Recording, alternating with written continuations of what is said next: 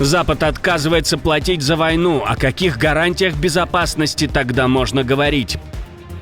Повестки прямо на ваш телефон. Цифровая мобилизация набирает обороты. Кому придут такие смски?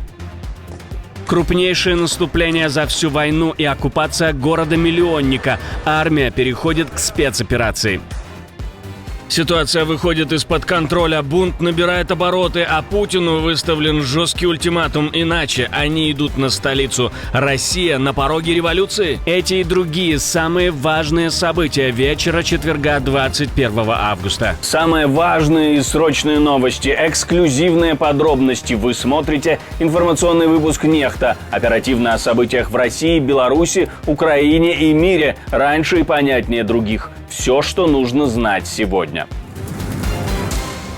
Америка умывает руки. Вице-президент США Джей Ди Венс заявил, платить за безопасность Украины должны европейцы. По его словам, именно ЕС придется взять на себя львиную часть расходов. Ведь Трамп ясно дал понять, Вашингтон больше не будет выписывать пустые чеки Киеву. Reuters напоминает, президент США давно раздражен миллиардами долларов, ушедшими на помощь Украине, и теперь хочет скинуть весь груз на союзников.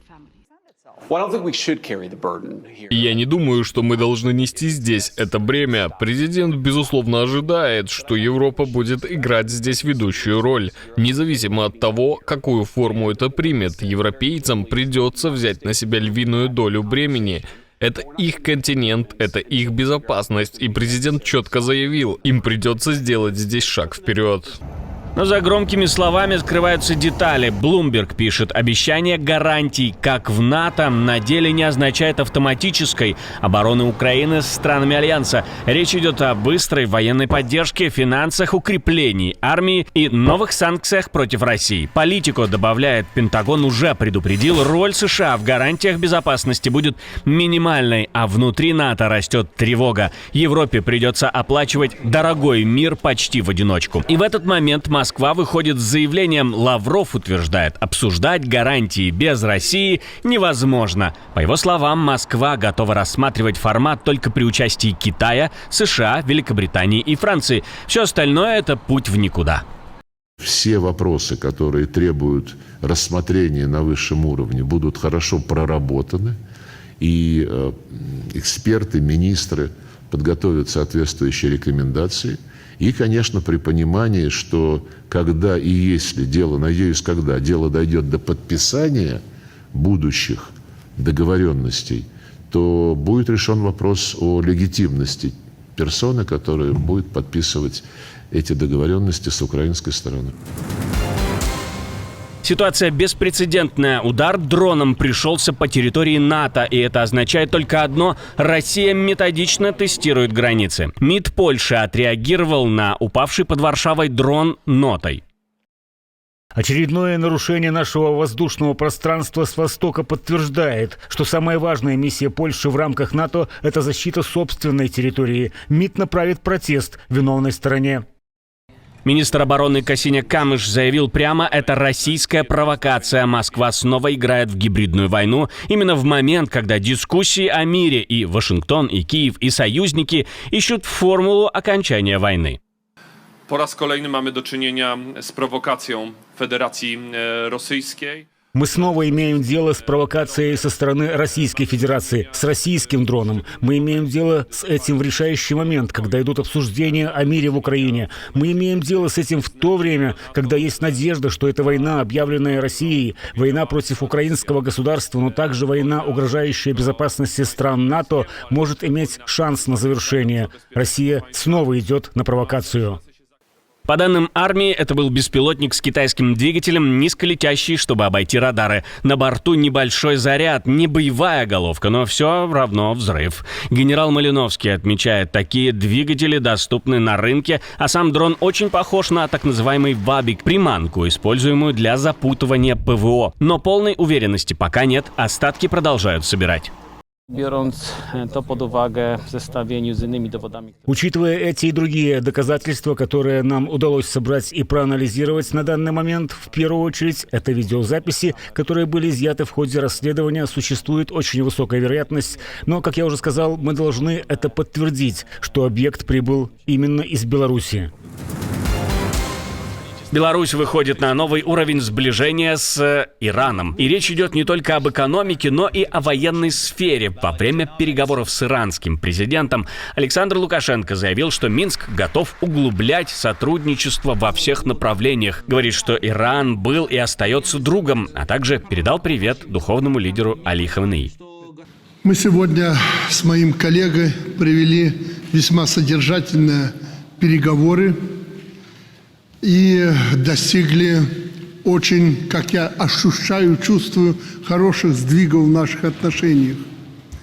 Белорусский диктатор заверил Тегеран, что у сторон нет закрытых тем, и подчеркнул готовность обсуждать все, от поставок продовольствия до военно-технического взаимодействия. Таким образом, Беларусь фактически подтверждает курс на расширение альянса с Ираном, несмотря на международные санкции и давление Запада. Водный коллапс на оккупированных территориях становится неконтролируемым. После Донецкой области критическая ситуация докатилась и до Мелитополя. Жители сообщают, главная река региона, Молочная, буквально исчезает на глазах. Причина не только в подрыве Каховской ГЭС, но и в варварских действиях оккупационной власти. Экскаваторами они перекрыли течение, превратив реку в зловонное болото. После массовых перебоев с водой и шквала жалоб гауляйтеры вынуждены были признать проблему. В ответ последовали дежурные обещания быстро устранить перебои. Но как именно они собираются это сделать в условиях реального дефицита воды, не сказали. На всех оккупированных территориях юга и востока Украины проблемы похожи. Вот жители Донецка, к примеру, записывают даже обращение к Путину с угрозами. Просто обратите на нас внимание, если у нас завтра не будет воды, мы говорим, это не то, что мы голословные, нет, мы завтра же выезжаем, едем на Ростов, машины ходят за свой счет, и так же само снимемся, и будем ехать до Путина, пускай он посмотрит, потому что все красиво говорят, все объясняют, а никто ничего не делает. Все, до свидания, всего доброго. На фоне коллапса водоснабжения оккупанты заняты показухой, развешивают триколоры к Дню флага РФ. Очередное доказательство: для них важнее картинка, пропаганда, чем жизнь людей на захваченных территориях. Но смогут ли эти настроения перейти в нечто большее, если люди уже угрожают походом, похожим на Пригожинский марш в Ростов? Может ли это стать началом революции? Спросили об этом российского оппозиционного политика Геннадия Гудкова. Путин сейчас обладает полнотой власти. Все колебания, все разногласия, все конфликты внутри прекращены. Виновник, в кавычках, этого укрепления Путина Дональд Трамп. Он помог Путину сейчас обрести полноту власти в стране и ликвидировать любые попытки, так сказать, любые угрозы его трону. Что касается революции, как вы сказали, есть одна особенность. Революции в России происходят в столицах. Все, что происходит за пределами столиц, не является революцией. Даже там мощнейшие восстания, типа там Степана Разины и Емельяна Пугачева, они были где-то далеко и воспринимались как периферийные события, не затрагивающие устои государства. Вот если революция, она обязательно должна быть либо там в Санкт-Петербурге, как это было в 1917 году, либо в Москве, как в столице, там, где сосредоточена центральная политическая власть, как это было в 1991 году. Поэтому здесь ответ, к сожалению, отрицательный. Повестки приходят прямо в телефоны. Мужчины по всей стране начали получать электронные вызовы, иногда без даты, иногда уже с ограничениями на выезд. Уведомления с госуслуг пугают больше, чем письма из военкомата. Повестка появляется в реестре, вместе с ней запрет на выезд. Пусть даже ее в тот же день отменяют. Другим приходят вызовы на уточнение данных или медосмотр, скажем, в октябре. Ошибки системы только усиливают тревогу. Сообщения приходят даже тем, кому уже под 50, и тем, кто давно живет за границей, но юристы предупреждают, формально такие повестки действуют, и рано или поздно ограничения начнут включать на полную силу. Впервые в современной истории Россия перестраивает мобилизацию на автомат. Теперь уже не военком ищет призывника, а сам призывник обязан следить за своим цифровым досье. Спрятаться от системы больше не выйдет.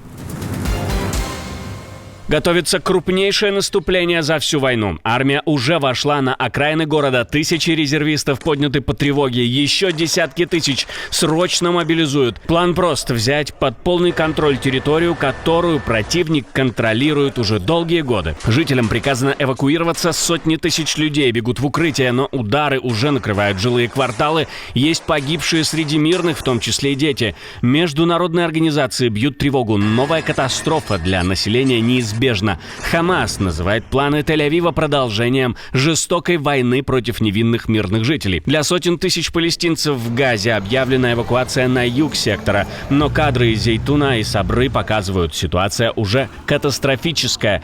По данным медиа, только за среду погибло 25 человек, среди них 3 детей.